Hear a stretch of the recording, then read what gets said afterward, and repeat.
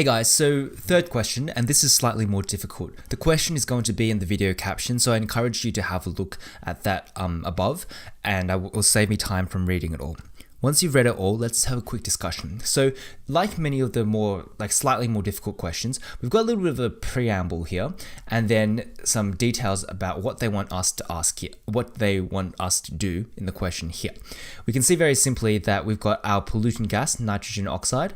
They've got the ammonia here, which is reacted with the nitrogen oxide, and it creates some harmless byproducts over here. How do we tackle this? Well, let's have a look.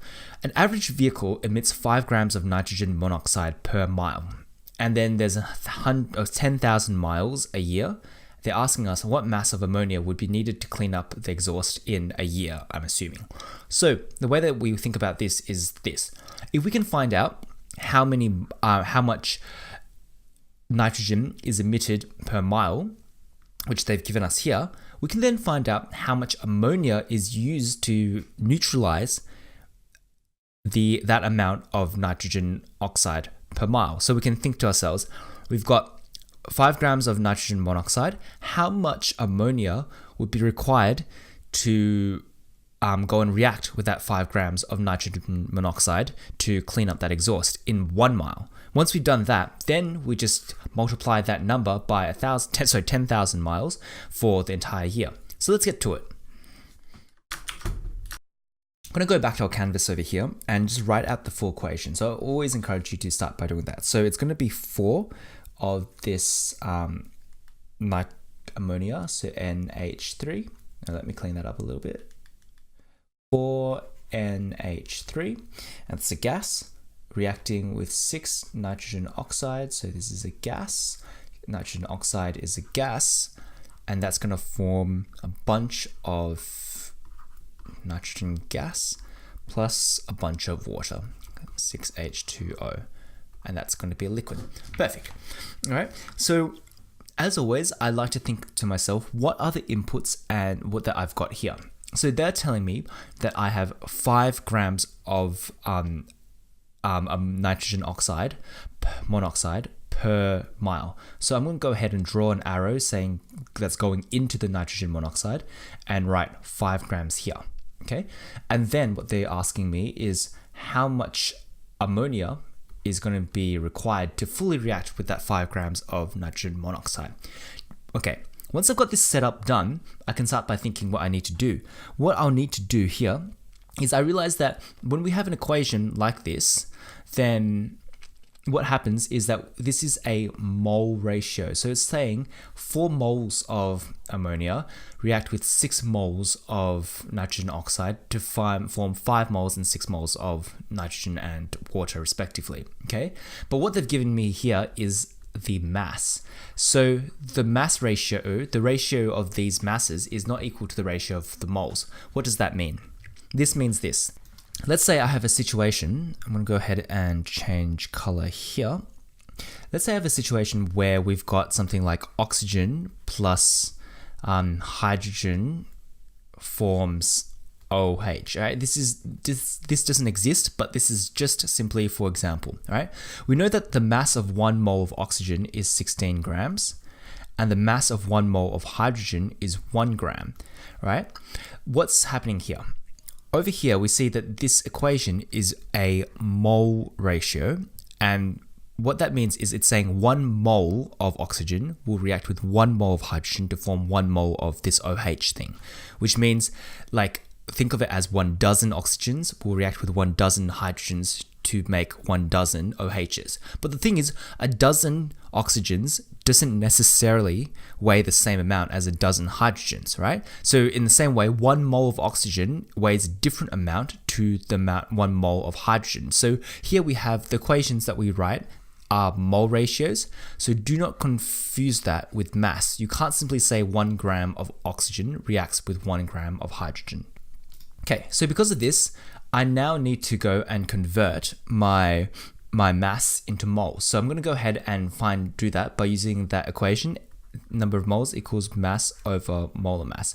So I think to myself, what is the molar mass of nitrogen oxide? Well, I know that nitrogen has a relative atomic mass of 14, and oxygen has one of 16. So the relative molecular mass is going to be 14 plus 16, which will be 30.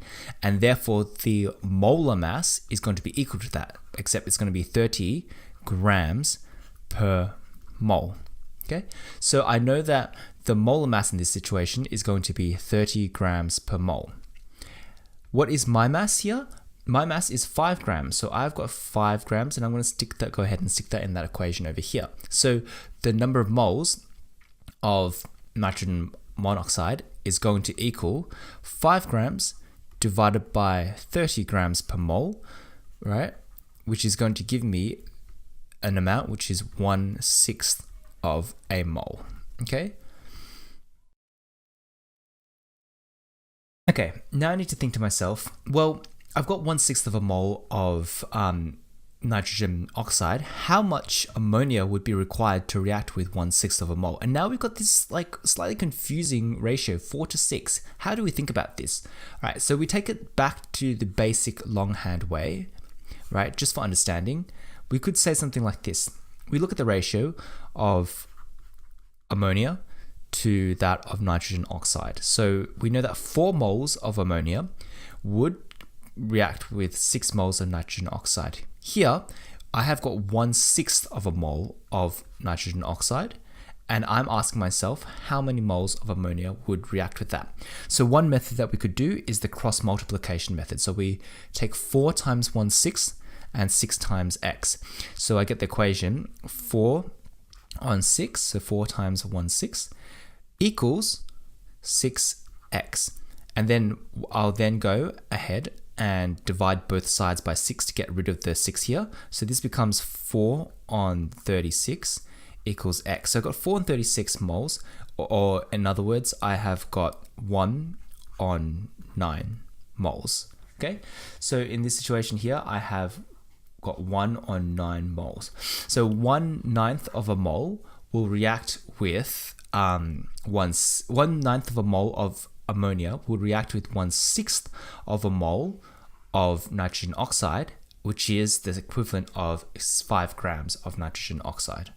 All right, so that was the cross multiplication method. But the other way that I like to do it, which is the unity method, is I like to think to myself, what would the 1 ratio, the unity ratio be in this situation? So what does this mean? I know that I have 1/6. Okay, let me go ahead and change color. I have 1/6 of a mole of nitrogen oxide. Okay, so then you see that these coefficients are 4, 6, 5, and 6 respectively. I want to think to myself, how many moles is equivalent to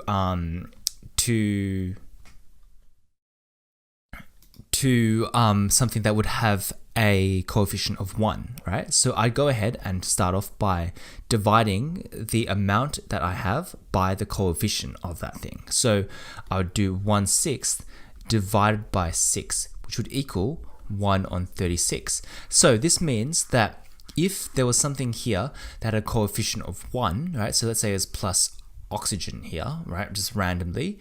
Then if I had 1/6 of a mole of nitrogen oxide, it would create 1/36 of a mole of oxygen.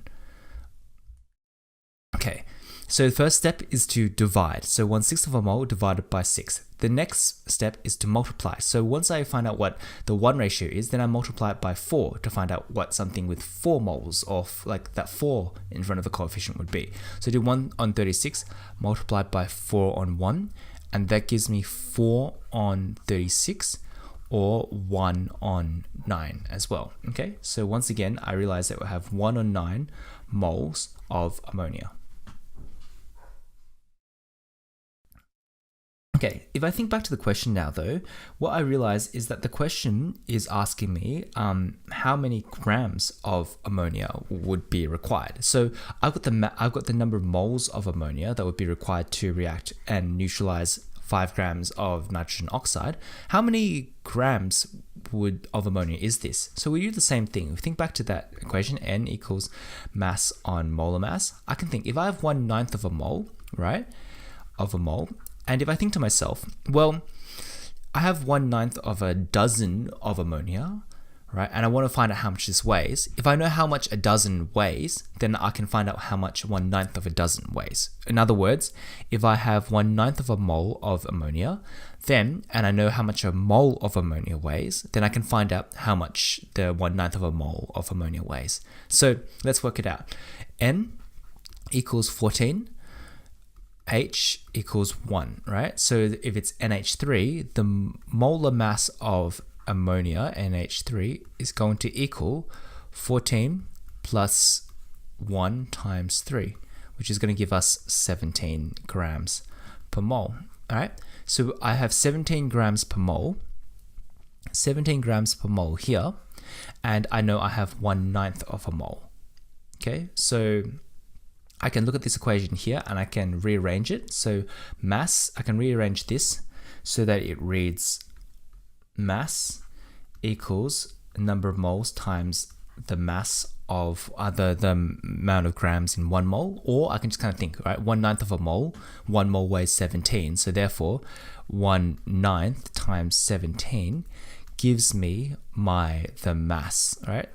17 grams per mole, I have 1/9 of a mole, therefore the amount of mass I have in total must be 17 divided by 9. So let's go ahead and grab the calculator out, which we've got over here, and it's going to be 17 divided by 9, and that gives me 1.88888. So I'm just going to go ahead and write that down, equals 1.88888, etc. grams. Okay, so let's clean this up a little bit. What could I have written on my exam paper, right? So I'd start by writing this, okay? The mass of nitrogen oxide or monoxide is going to be 5 grams. Therefore, the number of moles of nitrogen oxide would equal mass divided by molar mass, which would equal 5 grams divided by 30. So make sure you include the units, 30 grams per mole, and that gives me 1/6 moles. Okay, so that would be section 1.